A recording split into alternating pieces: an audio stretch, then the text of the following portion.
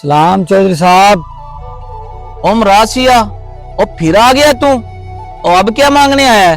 और चौधरी साहब, मैं मांगने नहीं आया, इस दफा कुछ देने आया हूँ आपको। वो देने आया है? और क्या देने आया तू? चौधरी साहब, दुआएं जो पिछले साल आपने गालियां दे देकर निकलवाई थी।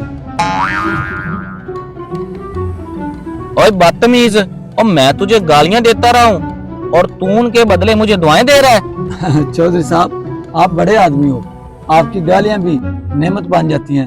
सोचा ये आपका कीमती माल आपको वापस कर दूं। और तेरी बड़ी जुबान चलने लगी है। और खैर तू ये बता, आया क्यों है?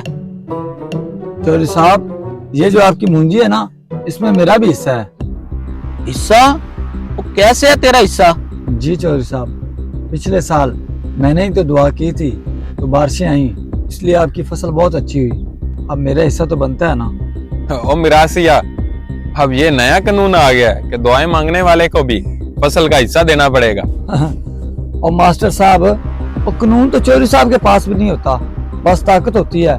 मैंने सोचा आज मैं दुआ की ताकत दिखा दूं आपको। और वाह मरासिया वाह, और बड़ा वकील बन गया है तू। और बता कितना हिस्सा बनता है तेरा? चौधरी साहब, एक बोरी चावल और कुछ पैसे दे दो ताकि मेरी बीबी को भी लगे कि मैं गांव का अक्लमंद आदमी हूँ।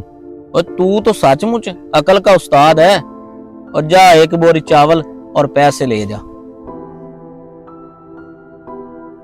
अल्लाह आपका भला करे चौधरी साहब। देखें, गालियां भी वापस आई, दुआएं भी वापस, और एक बोरी चावल की भी।